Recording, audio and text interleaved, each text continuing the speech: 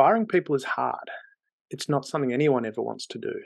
And I know that from my own experience. I've lost count of how many people that I've fired, and it's a lot. And it's never easy. This is people's lives, and it's a difficult thing to do. Warning: Damian Andrews' growing revenue and profit, if implemented, will put more money in your pocket. Please use with caution.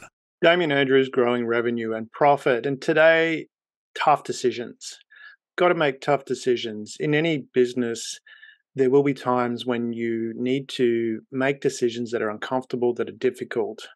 And I liken that to being in my time in the military when we look at, for example, a Navy captain. They need to put the ship first. And in this case, as much as a corporate entity is a home for a lot of people, it's a place where a lot of people work, and they also generate income to support their families and things like that. It is also an entity that needs to stay afloat. And there are times when decision makers within a company or a business need to make decisions that are difficult, that are hard to do, but they're necessary for the ongoing survival. And I'm talking about an article here from the company Punaware had some strategic cost savings that it's announced. And part of that cost saving is how can they accelerate their path to profitability? They're a little bit out of that space at the moment. So how do they actually get to the point where they get profitable? And so they went through a series of strategic cost saving measures. And yes, we use that terminology. It can be a cold term.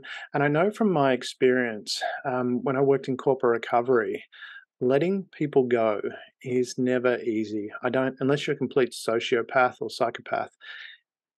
Firing people is hard. It's not something anyone ever wants to do. And I know that from my own experience. I've lost count of how many people that I've fired, and it's a lot. And it's never easy. This is people's lives, and it's a difficult thing to do. And it's one of those things that we need to put in balance of what do we need to do to ensure the ongoing viability of the organization? Because at the end of the day, if the ship sinks, then everyone's going to lose their job. And not only that, you're not going to be able to provide the necessary value that you're adding to the world. If you're adding value to that's the whole point of an organization. It's adding some value. So you need to be in a position where you can actually do that. So in this case, what they've done is they've reduced their workforce by approximately 33%. That's massive. That's huge.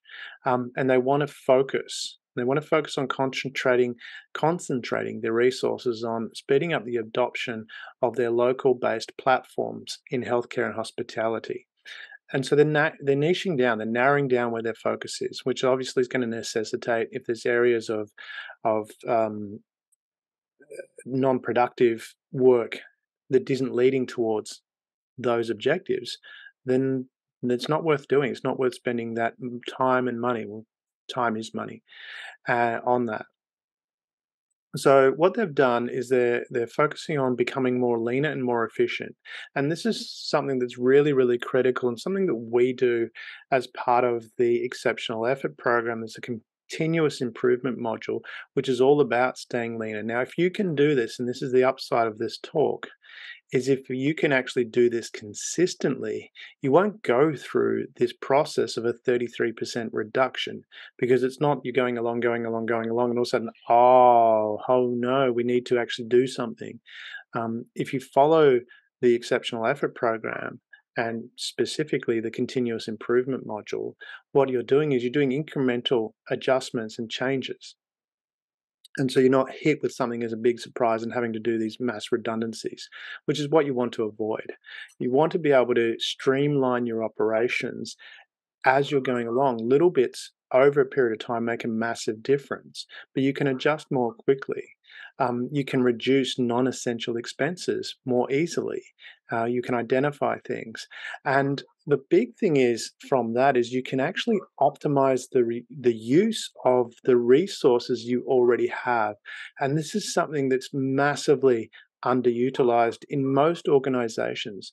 Most organizations have people that have been there for a long time. And even if they haven't been there for a very long time, they've been there long enough to understand how things work and how to make things better. And that's the critical part, is you want to be looking at how to make things better. So if you can tap into that, then you've actually got all this extra added value, which is a lot of people, a lot of organizations don't do that. They don't tap into that resource that's already there. Many times they'll hire an external consultant to come in that has no idea of what the business is and tell them how to improve their operations, which is, it kind of sounds like a catch-22. There's this component of, if you don't know how to get those resource, that information out of your employees, then you need that help to do that.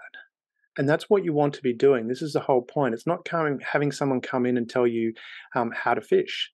You want them to teach you to fish. And that's the difference when you're looking at a consultant or someone to come in and advise your business. Are they teaching you to fish, or are they fishing for you? Because there's so much value in the resources that you already have, in the employees that you already have. A lot of the challenges and struggles that you're having, they know how to do. And how to solve and how to overcome. And the thing is, what you're competing with out there in the environment is people that are doing this. I mean, companies that I work with implement this, and all of a sudden they've got so much extra value for no extra cost. They're already paying the employees. So they're getting this information out. Not only that, they're creating a much, much deeper culture, which is something that we take people through, is how to create that culture where these people, your employees, are feeling much more valued for the work they're doing. And there's a process that we take you through to do that. So just from that perspective, I know that started really gloomy, deliberately so. I wanted to take you on that journey. But yeah, so if you're looking at how to increase this profitability, especially if you're not profitable at the moment, you're going through a phase where you're not profitable, obviously there's some cost-saving measures you need to put in place. But things that you can do, there's processes that you can use that will enable you to continuously make little changes that will not only make the difference if you're not profitable to take you back to being profitable, but as you're moving forward, it will enable you to stay with the crowd rather than falling behind. Because as we evolve, as the society moves forward, things accelerate faster. You really need to be keeping up. Otherwise, you're going to be left behind. This is Damien Andrews for Growing Revenue and Profit.